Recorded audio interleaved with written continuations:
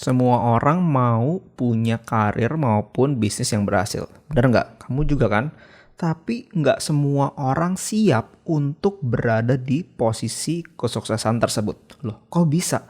Menikmatin bisnis yang berhasil kan gampang. Yang susah bukannya membangun bisnisnya.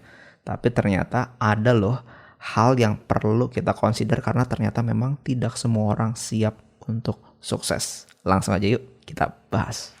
Halo, saya Michael Handi, co-founder dari bubblebubble.com dan dosen praktisi bisnis di Prasmo.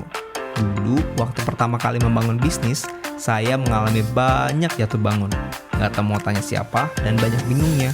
Karena bisnis itu ternyata tidak semudah teori yang dipelajari di kuliah dan di buku. Podcast ini akan memberikan kamu strategi yang praktikal, tips dan trik sederhana mengenai bisnis dan digital marketing yang relevan dan langsung bisa diaplikasikan di bisnis yang sedang kamu kembangkan atau rencanakan. Sehingga kamu berani melangkah untuk mencapai kesuksesan yang kamu mimpikan. Kalau kamu ingin membangun bisnis yang bukan hanya sesuai dengan passion kamu, tapi juga bisa memberikan positive impact ke banyak orang, kamu berada di channel yang tepat. So, are you ready? Yuk kita mulai. Let's go!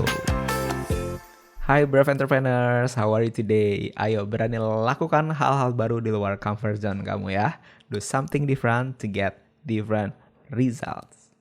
Kita semua tahu kalau membangun bisnis itu perlu usaha, perlu kerja keras, perlu kerja pintar dan lain sebagainya. Itu kita semua ngerti lah ya.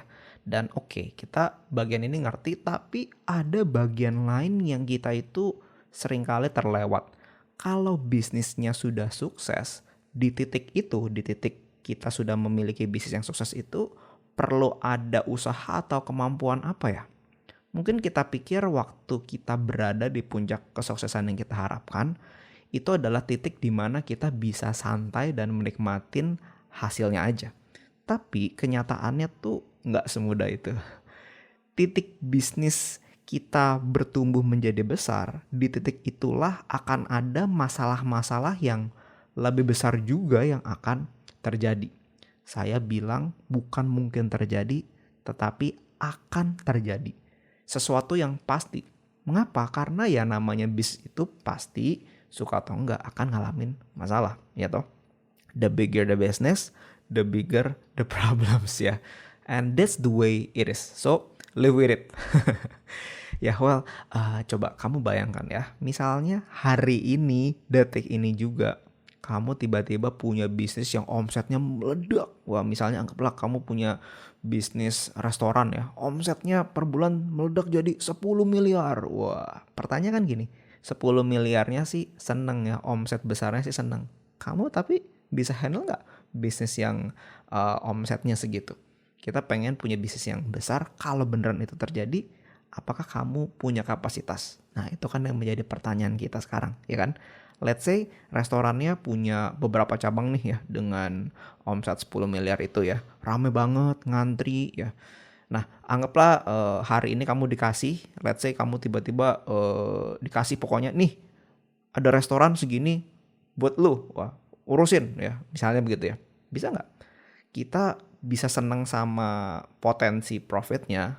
Cuannya udah langsung kebayangkan. Wah, ini kalau omset segini gue bisa profit berapa nih? Oke. Itunya sedap ya, itunya enak ya. Mata langsung hijau, langsung ngebayangin mungkin bisa beli bini, bisa beli itu gitu ya. Oke. Tapi ada hal lain yang perlu dipikirin juga. Kalau hari ini kamu dikasih restoran model begitu untuk kelola, anggaplah misalnya karyawannya ada berapa? 100 orang gitu ya. Nah, itu kan mesti diurusin juga 100 orang, 100 kepala, 100 pemikiran dengan berbagai macam masalahnya. Belum lagi misalnya gimana cara cari supplier bahan makanan yang oke ya. Mungkin ada cabang yang butuh direnovasi, ada customer komplain dan seterusnya. Ada aja kan masalah yang akan muncul ya. Ingat, the bigger the business, the bigger the problems ya. Terus mungkin kamu bilang gini, ya udah gue hire aja GM yang pinter. Ya oke, bisa. Tapi pertanyaan kan gini, kamu bisa nggak interviewnya? Cari GM yang kompeten tuh nggak gampang. Butuh skill apa? Terus mau dikasih gaji berapa? Butuh berapa GM? Kalaupun GM-nya pinter, tetap aja kita sebagai pemilik bisnis harus bisa memberikan arahan, mau pengembangan bisnisnya ke arah mana. Misalnya aja kalau mau buka cabang, nah mau buka cabangnya di daerah mana? justifikasinya apa, mana yang kira-kira lebih cocok buat bisnis kita, dan seterusnya. Jadi itu adalah hal yang perlu kita pikirkan. Termasuk misalnya kayak pandemi kemarin ini ya, kalau restoran tiba-tiba sepi karena orang takut keluar, terus harus ngapain? Gitu ya teman-teman. So, itu adalah hal-hal yang perlu kita pikirkan di balik sebuah bisnis yang sukses atau sebuah bisnis yang berhasil. Saya ngomong begini bukannya untuk nakut-nakutin dan bikin kita tuh jadi berpikir gini, ya udahlah gue bisnisnya kecil-kecilan aja deh gitu ya, atau ya udahlah kalau gitu ceritanya gue mendingan kerja sama orang aja. Bukan ya, bukan gitu ya. Maksudnya begini, waktu bisnis kita semakin besar, potensi masalahnya juga akan semakin besar.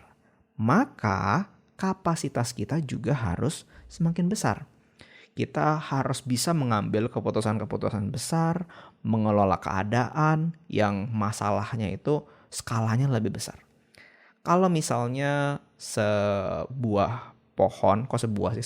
pohon gitu ya. Let's say pohon jeruk ya.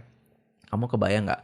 Pohon jeruk itu modelnya kayak gimana ya? Dia tuh batangnya kecil-kecil, daunnya kecil, terus berbuah ya. Misalnya anggaplah contoh pohon jeruk ya. So, coba teman-teman bayangin. Kalau misalnya pohon jeruk itu berbuah lebat, dan lebatnya tuh bener-bener lebay banget ya. Anggaplah misalnya sebatang pohon itu normalnya punya 20 buah ya. Berbuahnya nih 20 pieces gitu ya. Ini berbuahnya 200. Wah, seneng nggak? Seneng dong ya. Karena wah ini harusnya pohon jeruk gua berbuahnya cuma 20, ini 200 ya. Tapi intinya di atas ekspektasi. Wah, pasti happy banget ya. Tapi coba kamu bayangin, kalau pohon jeruk yang normalnya bisa berbuahnya 20 lalu berbuahnya jadi 200, apa yang akan terjadi? Buah yang terlalu banyak. Somehow kita senang, tapi sebetulnya buat si pohon jeruk itu nggak baik. Kenapa teman-teman? Karena akan membuat batangnya jadi patah. Buahnya terlalu banyak dan lebih daripada kapasitas si pohonnya itu. Dan yang terjadi adalah bukannya buahnya itu menjadi blessing, tapi jadi burden. Karena membuat pohon jeruknya itu jadi rusak kan. Mungkin sekarang berbuah 200. Tapi karena udah pada rontok semua, waktu buahnya itu matang semua 200 itu makin berat, itu batangnya pada patah semua gitu ya. Yang terjadi malah mungkin sekarang berbuah banyak, tetapi bisa jadi pohon itu malah mati. Kenapa? Karena rantingnya patah semua. Oke.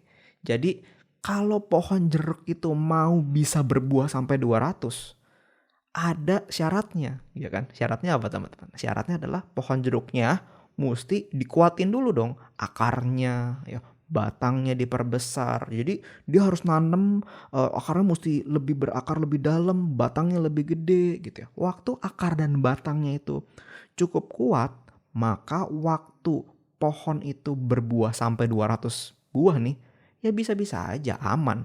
Mau 200 bukan 20 tetap oke. Kenapa? Karena batangnya dia lebih besar. Gitu ya teman-teman ya. Semoga nangkep ya dengan analogi ini.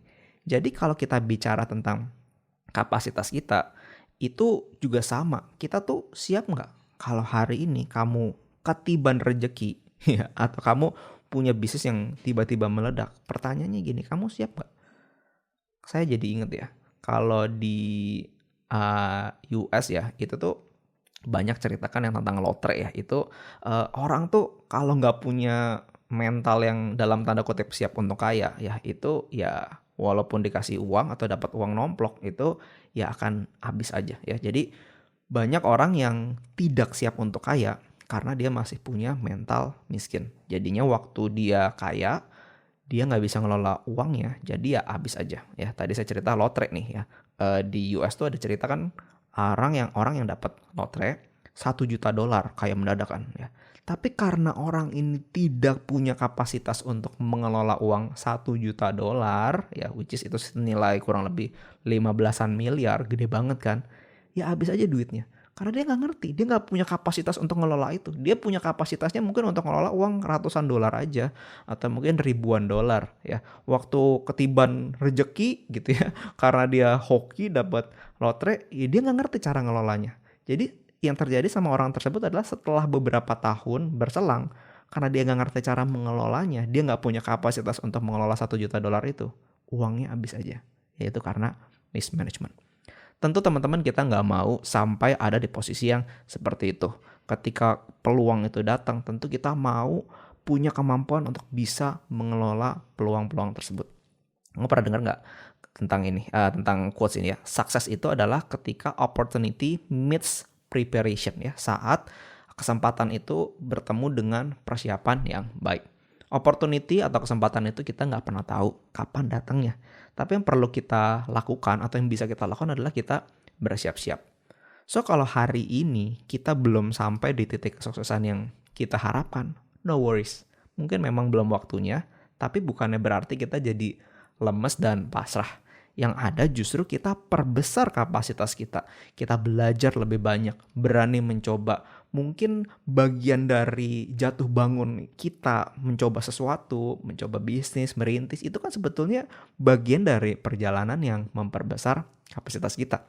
Intinya kalau kita melakukan yang susah-susah, yang gak enak tapi itu bermanfaat di masa depan, itulah yang akan memperbesar kapasitas kita. And once kesempatan itu datang, kita udah siap. Tapi kalau waktu kesempatan itu datang kita nggak siap, mungkin kita jadi cuma bisa gigit jari aja. Karena kita nggak tahu kapan kesempatan akan datang lagi. Jadi kita nggak perlu sirik sama kesuksesan dan pencapaian orang lain. Di saat kita masih belum seperti mereka, yang kita bisa lakukan rather than meratapi keadaan kita, yang kita bisa lakukan sebetulnya adalah fokus aja sama perjalanan diri kita sendiri dan kita gunakan energi, tenaga yang kita punya untuk memperbesar kapasitas kita agar kita bisa naik kelas waktu kesempatan itu datang. Misalnya ya kalau dalam pekerjaan nih ya, kalau misalnya ada seorang staff yang nggak pernah ngerti dan nggak pernah mau belajar kerjaan seorang manajer itu seperti apa. Misalnya manajernya minta bantuan, tolong dong bantuin kerjaan gua gitu ya. Maksudnya kerjaan as manajernya gitu ya, untuk suruh bantuin. Terus dianya kayak males gitu, kayak kerjaan gua aja sebagai staff udah banyak, ini gua suruh bantu kerjaan bos gua gitu. Terus mungkin mikirnya langsung ini kan, negative thinking kan, wah kayaknya gua diperdaya nih ya, gua gaji staff tapi suruh ngerjain kerjaan manajer, ya gua nggak mau lah. Nah, model yang begini tandanya kan dia nggak akan nyicipin pekerjaan dan tanggung jawab manajer itu seperti apa ya. Dan mungkin buat dia ya fair dong ya kalau gue tugasnya sebagai staff dengan income sebagai staff, ya gue kerjaan yang ini misalnya begitu ya. Tapi kalau itu mindset yang dilakukan atau yang dipikirkan, waktu kesempatan itu datang, misalnya ada posisi vacant sebagai manajer nih, ya apapun yang terjadi, apakah manajernya resign atau manajernya dipromo atau manajernya dimutasi misalnya gitu ya. Orang yang model begini, staff yang model begini sudah pasti nggak akan masuk hitungan menjadi kandidat untuk mengisi posisi manajer tersebut. Bahkan lebih mending hire dari luar daripada naikin posisi staff yang tidak ketahuan kompetensinya buat jadi manajer. Nah, itu adalah hal yang perlu kita pahami teman-teman. Dari sisi perusahaan, sebetulnya tuh perusahaan akan lebih senang untuk ngepromosiin orang internal dong ya. Lebih murah juga daripada hire dari luar. Tapi kalau nggak siap orang-orangnya yang mau dipromot itu nggak ada atau nggak ada calon yang bisa mumpuni, mau nggak mau dari luar gitu ya. Beda misalnya kalau ada staff yang walaupun dia bekerja sebagai staff tapi kalau diminta bantu kerjaan sebagai manajer ya, misalnya kerjanya manajer, ada yang dia minta dibantuin terus dia bilang oke siap pak, wah gitu ya, walaupun nggak dibayar seperti manajer. Nah yang dia lakukan adalah gini, kerjaan staff tapi posisi staff, tapi yang dia lakukan adalah pekerjaan staff plus mungkin tipis-tipis pekerjaan-pekerjaan manajer karena manajernya minta dibantuin misalnya gitu ya. Yang dia lakukan adalah dia lagi memperbesar kapasitasnya untuk mengerjakan pekerjaan yang skalanya manajer. Mungkin dari mulai bantu tipis-tipis, ternyata bisa, mungkin manajernya kasih kesempatan yang lebih besar atau kasih tanggung jawab yang lebih banyak. Dan waktu pekerjaan-pekerjaan itu dikasih makin banyak, sampai akhirnya mungkin dia bisa menguasai mayoritas lah dari pekerjaan seorang manajer. Dan ingat ini masih posisi staff ya. Waktu ada kesempatan atau lowongan untuk posisi manajer, sudah pasti yang model begini tuh akan dapat prioritas utama untuk dipromosiin. Di dalam bisnis juga sama. Konsep atau analogi ini juga berlaku. Ya mungkin di saat bisnis kita masih kecil atau kita masih merintis, kita tetap harus think big. Kita belajar gimana caranya punya bisnis yang efisien, punya planning ya. Kalau bisnis kita berkembang nih, perkembangannya nih atau pengembangannya arahnya kemana. Kalau permintaannya meningkat, strateginya apa. Kita belajar mungkin ilmu-ilmu baru yang bisa diterapkan di dalam bisnis kita. Kalau kita melakukan hal ini dengan konsisten, once kesempatan itu ada, misalnya ada yang ngajak partneran, mungkin ada yang mau ngambil franchise dari bisnis kamu, kita udah siap. Karena memang kita sudah mempersiapkan diri dari jauh-jauh hari. Oke, jadi yang perlu kita lakukan saat ini, fokus aja sama progres kita. Bagaimana kita bisa memperbesar kapasitas kita. Cuman kamu yang paling tahu apa yang perlu kamu kembangin untuk bisa mencapai masa depan yang kamu mimpikan nih, maunya ke arah mana, cuman kamu yang tahu nih kapasitas apa yang perlu diperbesar, dan fokus aja sama hal itu. Jangan takut ngehadapin masalah besar atau tantangan yang besar, karena itu akan nge-stretch, itu akan memperbesar kapasitas kita. Ingat, small challenge, small destiny. Big challenge, big destiny. Oke, terima kasih teman-teman sudah mendengarkan. Semoga podcast hari ini bermanfaat ya. Kalau tidak keberatan, support podcast ini dengan memberikan rating bintang 5 dan berikan komen hal penting apa atau hal apa yang kamu dapatkan dari episode ini. Hal ini akan membantu podcast ini untuk bisa menjangkau teman-teman lain yang membutuhkan. Kalau kamu tahu nih, kamu ingat siapa nih yang perlu dengerin tentang episode ini, please share ini free anyway, biar mereka juga bisa mencapai mimpi untuk bisa punya bisnis yang sukses. Yuk, berani melangkah untuk bisa mencapai kesuksesan yang kamu mimpikan. Sampai ketemu di episode selanjutnya ya. For now, take care.